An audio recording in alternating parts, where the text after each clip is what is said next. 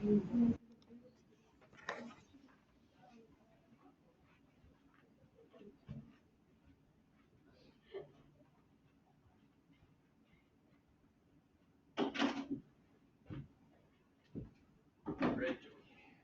evening, everyone. My name is Joey Arvalo, and my group and I will be talking about interviews. I'm going to talk about how to prepare for interviews. My teammate Dara will talk about interview questions. Pat will talk about the selection process, and Catherine will talk about how to conduct an interview.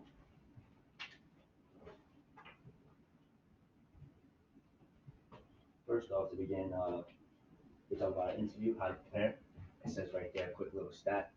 93% of employment is determined by preparation, but only one out of every 10 people spend 2 or more hours preparing for the actual interview.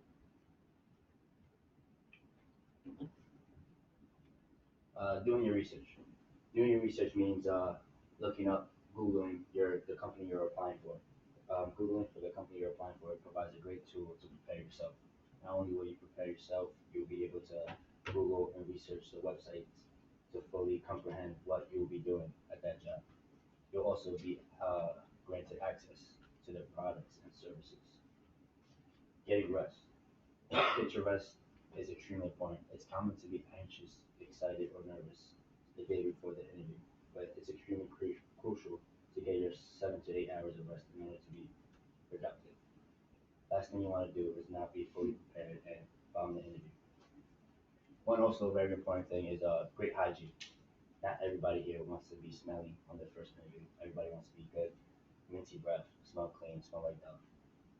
Having a bad smell is not only embarrassing, but it also makes others make you seem like you're musty or you don't want to be like that. How to dress. Here's a quick little chart of right and wrong. Having a clean cut. Having a clean cut is very crucial because you don't want to be seen like you're not well groomed or not taking care of yourself. And clean clothes, and you have to look at yourself presentable. Making a bold statement with just your outfit. You will powerful colors is black, gray, and navy blue, like we learned in class. There are dominant colors. You don't want to be all picking out random pink, bright colors because you won't be able to, confuse the interviewer. If you don't come in clean, you won't be presentable and you won't get the job. Get your nutrition. Right here in this chart is 4 major little things that you need before an interview. Vitamin B. Vitamin B prevents anxiety and prevents insomnia. Whole grains increases concentration and focus. Omega-3 improves your mood. And Comfy just gives you a little push, the little energy that you need in order to make it through. Question prep. Think of questions that would most likely be asked. Making up these questions or like a little list would be extremely helpful because Just speak a little loud. will be extremely helpful because And you know what? Take your hat off, man. oh no, I'm not doing very well. I just want to get a hat on. Just pretend you're taking your hat off then. Okay, hats off. Practice. Practice makes perfect. Even if you look dumb, looking in the mirror, just practice yourself. Practice makes perfect. Even if you look dumb, just go ahead and practice. A quick little personal story is earlier in the semester, I applied to Finish Line, and I was a little nervous because it was my first retail store. But the night before, I couldn't sleep. I had like butterflies in my stomach. But I practiced. I actually practiced interview questions, and I actually got the job. Don't be nervous. Don't overthink. Don't get anxious because if you overthink this, it's like taking an exam. If you study enough, you will obviously know what's in the material and what's in the exam, and at the end result, you will get what you want. It will be easier than you think. The more you practice, the more you will be prepared. And what to bring to an interview. You would like to bring your resume, your reference, previous work, a folder, paper, pen, questions, and most importantly, you have to bring that pretty white pearls.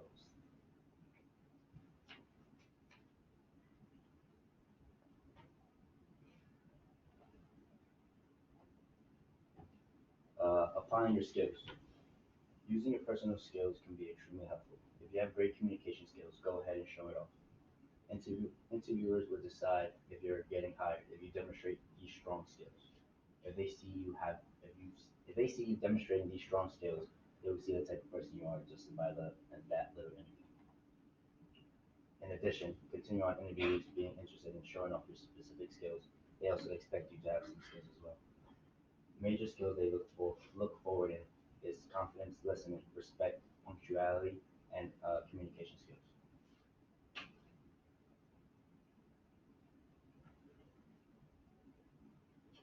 Another form of interview is a phone interview. Uh, what you should ask while being on the phone interview is start with an intro.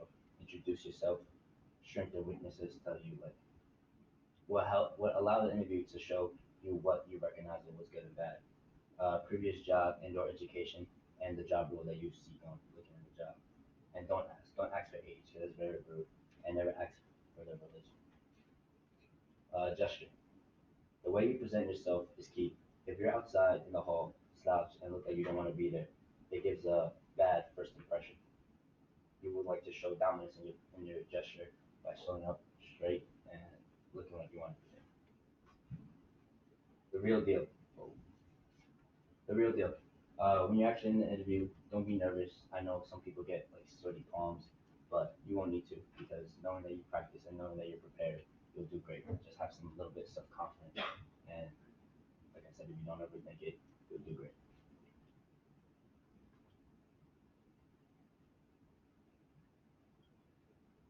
You got the job. Congrats, you got the job. All the hard work that you put in paid off, and now you can go celebrate with a nice little cold beverage. Now, here's Dara with the different types of questions.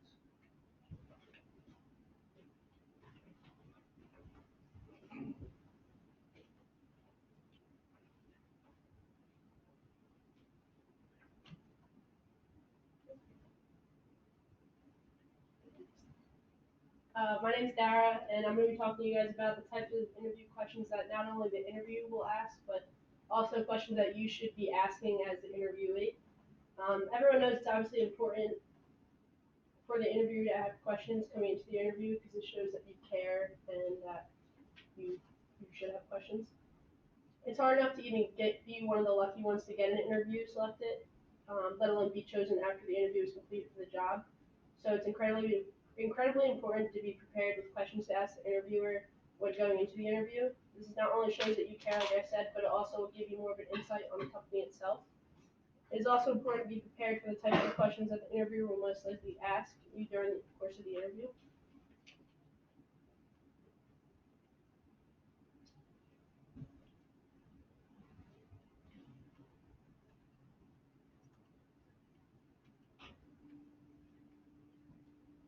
Most interviewers will end the interview by asking if you have any questions. When in the interview, it is crucial that you ask them some questions. It is actually expected for you to have questions at the end. If you don't have questions, it will most likely come off like you're uninterested in the job and where you are right there. These questions should be prepared based off the research you do about the company prior to the interview. Be sure to ask questions that will help you fully understand the position as well.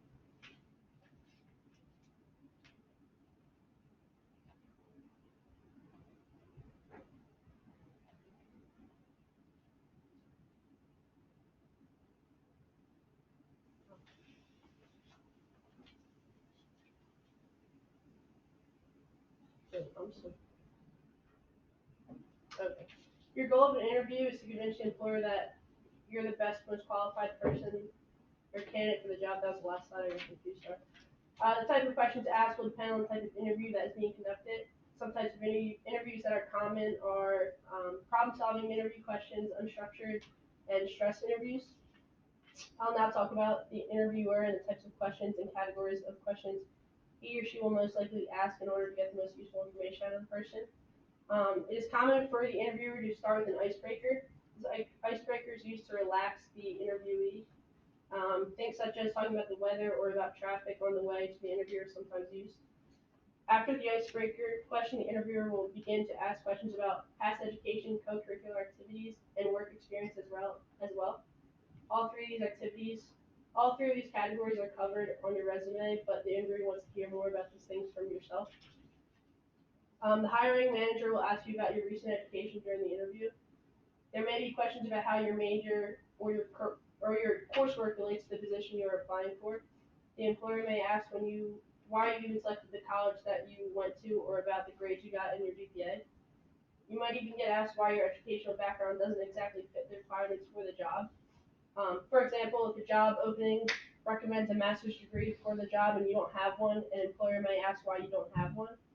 You will have to be prepared to explain why and try to assure them that regardless you can do a great job even if you don't exactly meet up to the standards.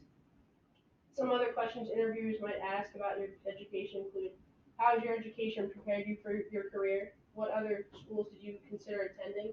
Do you have any long-term educational goals? And can you tell me a time a particular course helped you succeed in a project with an employer?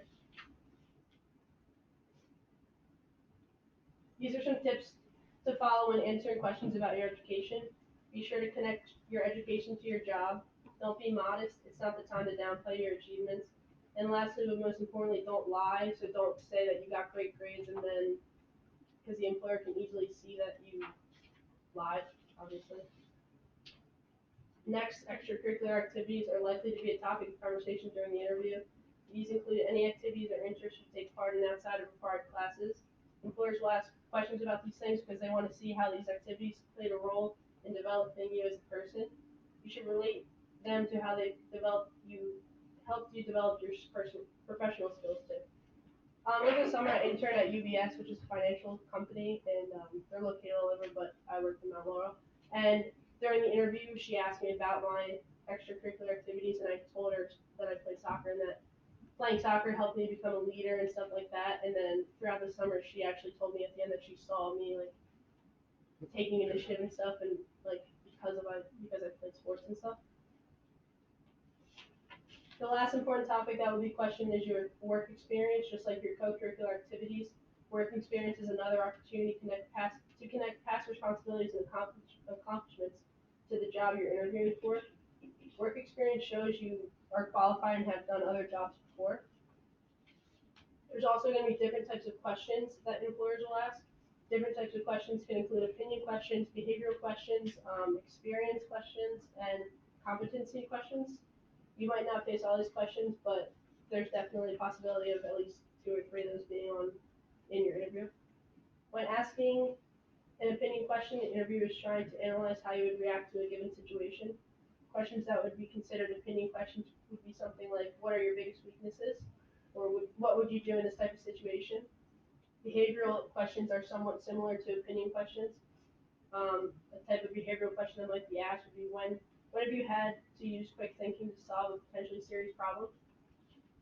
If the interviewer asks a question like, can you give me a specific example of your leadership skills, that would be considered a competency question.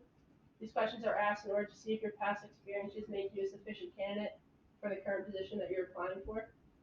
There are many other types of possible interview questions. These are just a few. Interviews really make or break whether you're going to be working with a company, obviously. So it's hard enough to get an interview, like I said. So when you do get the opportunity, you should be prepared the best that you can be. There's no better feeling than feeling prepared and knowing the types of questions that will not only be asked to you, but also the question that you should be asking your future employer. And up next, Pat's going to talk about selection process in interview.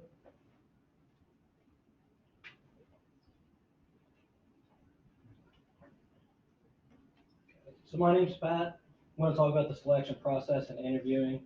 Go over the different procedures and techniques and assessments that companies use behind the scenes, either before or after the interview, that they use to minimize errors when selecting employees. There's multiple methods, and companies each have their own unique processes depending on what the company needs. Personal selection is the process in which companies decide who will and who will not be allowed to join the company. It narrows down the applicants to the best suited candidates for the job. It varies differently from organization to organization depending on their needs. Some of these methods include screening applications and resumes, interviewing, and checking backgrounds.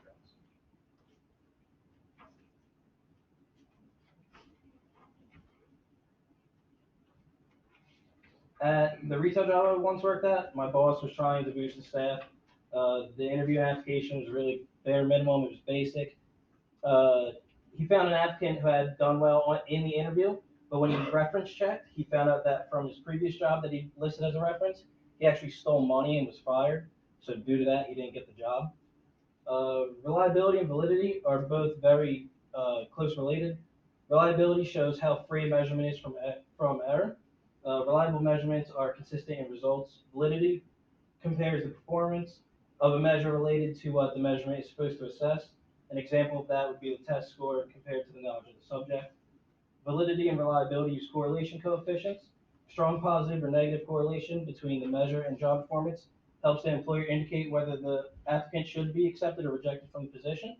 It's not always the determining factor, and it's usually paired with other methods and assessments that I'll later touch on. An organization must be able to generalize their methods as well. Not everything should restrict to a specific job, but they should also have methods of pulling in applicants for a group of jobs. Something they can use broadly across all scopes of the organization to benefit the organization in the end.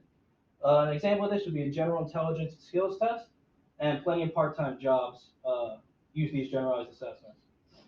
Bringing together validity, reliability, and generalization, organizations can utilize these aspects to not only improve upon the personnel they have, but the whole organization as well. Lots of applications that I filled out in my life have been very bare minimum for part-time jobs, whether it's retail or food. Uh, Companies also can copyright and sell these utilized tests. When organizations have chosen applicants that meet base requirements, they continue to collect data through aptitude and achievement tests. Aptitude tests assess how well a person can learn and acquire skills or abilities, and achievement tests measure a person's existing knowledge and skill set. I used to work for a construction company, and I was put through both an aptitude and achievement test. The aptitude test was specific to my position as a laborer, questioning me about specific tools on the job site as well as the common terms used. And since I had prior experience in this field, it was everything that I expected. In addition to aptitude and achievement tests, organizations can conduct physical ability tests if necessary. A regular office job would not need to do this, but for the construction job I applied for, they did. It was just a basic series of testing if I could lift certain amounts of weight and if I could do it while wearing the weighted equipment that was necessary to complete the job. In addition to the assessments I previously spoke about, organizations can employ cognitive ability tests. This assessment measures mental abilities such as verbal, quantitative, and reasoning skills. There's many reliable tests commercially available, whereas more complex jobs would need more specialized versions of the assessment. And although these cognitive tests are affordable and reliable, there is some hesitation from applicants. Different groups of applicants feel as if they're negatively impacted by these examinations.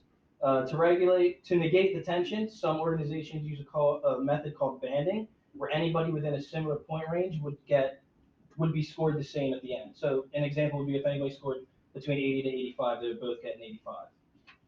In other situations, employers may want to know about an applicant's personalities.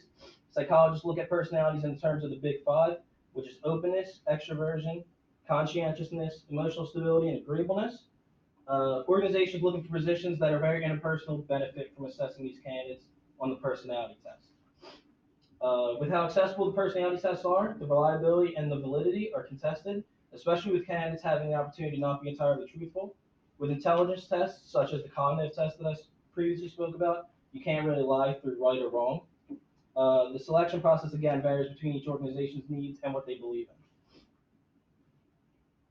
And a recent study says that 35% of U.S. organizations actually do use the personality test when selecting candidates. Organizations may try to select candidates who share similar personality as their current employees for team cohesiveness. I know when I worked at retail when I was a senior in high school, there was actually a personality test that we had to score an 80% or higher on, or they wouldn't even consider interviewing you. There are plenty of legal standards that go along with the selection process as well. Although processes vary from organization to organization, they must still abide by the guidelines set by the U.S. government. Under one of these guidelines is the American with Disabilities Act. It requires employers to make reasonable accommodation to disabled individuals and restricts many kinds of questions. I also worked at a local driving school in the town I live in, and I worked there for a little bit, so they let me start interviewing some of the drivers and the people that would work the office.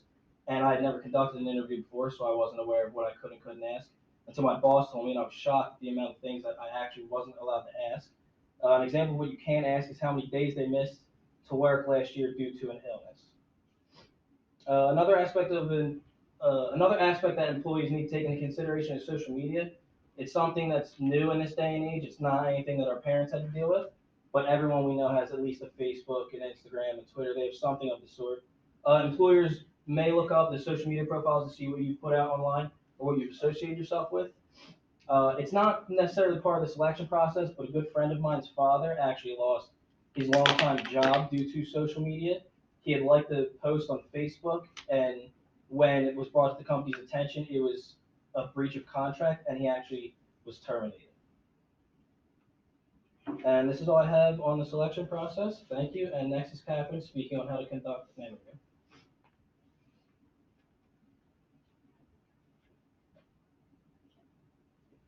So I'm gonna talk about how people conduct an interview. So when conducting an interview, the main objective is to hire the best person for the job, but you also have to take into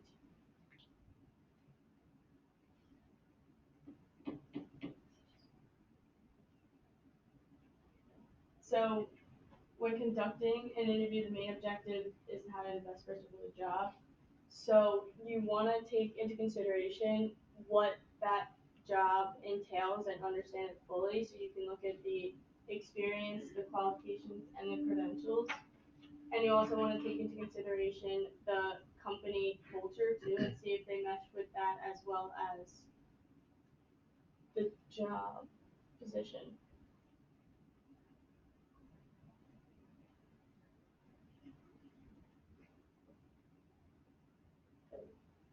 Pat broke it. You did break it. I don't know what that. He's looking. See how the timer's going. Alright, well, everything I just said, we're just gonna 20 seconds inside this.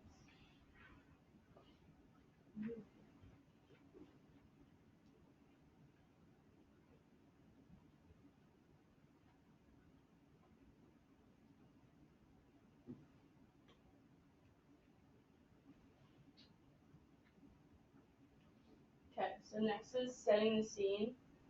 The first thing you want to do when the interviewee comes in is build rapport. So a way you can do that is welcoming them into a relaxed environment, which can help them feel more comfortable, which can lead to an open, free-flowing conversation, so you can get more out of them during the interview. A personal story of mine, honestly, probably shouldn't be telling you, it's not that good for the company. But when I had an interview with Pink, our interview actually happened. First of all, it was early, so they told me a time and then didn't even stick to it. So I was late to the interview. And then they also held it in the Deptford Mall food court with 5 other people, and you couldn't really hear. So that was fun. And then also it's good to have structure during your interview too, because it can help with like keeping it under control, so you're not getting off topic, and it keeps the focus there too. You want to avoid confusion prior to the interview too. So like you want to make sure that the interviewer, the interviewee, everyone involved, because sometimes assistants are involved too. They set it up. So you want to make sure that everyone knows the exact time, where it is, and what is to be expected. You want to know the candidate, which means like you want to do your homework on them. You want to look at Facebook, LinkedIn, like maybe Instagram or something, just so you can get a feel of what type of person they are and what they like, so you can start conversations with them instead of just using the interview as a like interrogation. Listening is also important too. It's probably the most important thing. Once you ask a question, you want to listen and absorb the information, because this can help to produce more thoughtful, in-depth questions that can get you more in-depth answers. Also, bluffing. A lot of candidates can bluff answers that are acceptable to the interviewer. So you have to be able to distinguish what questions to ask and realize what is acceptable and what isn't. To conclude, you want to get closure after the interview, because if you don't, it's rude on your part, and it can also generate like bad word of mouth for the company. And you also want to make sure you're nice too. So even if you do accept them for the job, they might not want to come. Asking around, so like the receptionist or the assistant they talked to when they walked in has some role in hiring, because what they do in the lobby and what they do not in front of the person that they're interviewing or trying to impress says a lot about who they are. And then trusting yourself during the process is, you should really trust your gut instinct. If you're uncertain, then you should ask to go in another interview or see them again, just so you know for sure that you're not making a mistake when hiring them. And avoiding assumptions is good too during the hiring process, because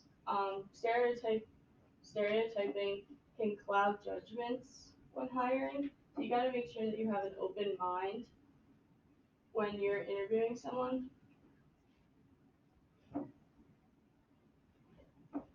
And to kind of not make as much assumptions when you're making a decision, you can take notes during the interview. Sometimes people make checklists just so it can help reduce that gut feeling of uncertainty and you can be more certain. So after the interview, it's good to write thank you cards. We kind of already discussed this. Should be handwritten. They say it's supposed to be delivered 24 hours after the interview to the interviewer. Um, the card should be creative but not too flashy. You also want to send one to the staff, like we mentioned again, because they also play a role in it too, because they have say in whether they like you or not. And if you don't get along with the other employees, you might not be considered for the job. No stalking, because I'm pretty sure a lot of people do this nowadays. If they say wait 2 weeks, wait 2 weeks to contact them about the job, because a lot of people just go to LinkedIn and follow them right after the interview and post stuff, and companies don't really like that. And so after the interview, you should honestly start preparing for the next one if you do get it, because they do call you on a moment's notice. So it's good to be prepared for it. And it's good to find articles too about what the company is accomplishing and not, because it can impress them. And rejection is always hard to hear. So it sucks when you don't get the job, but if you're positive about it and have a good attitude, then they're more likely to reach out to you again if they have another job opening, and staying in touch can help that too. So in conclusion, we really touched on how to prepare for an interview, which is do your research, get a lot of rest, dress, prep yourself for questions to be asked. The types of questions some were optional and behavioral. Icebreakers help smooth over the conversation, the selection process, and how some tests like cognitive and aptitude tests were taken, and how to conduct an interview, and the follow-up.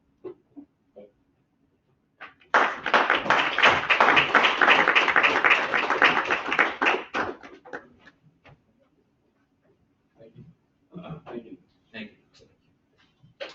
Well done, guys.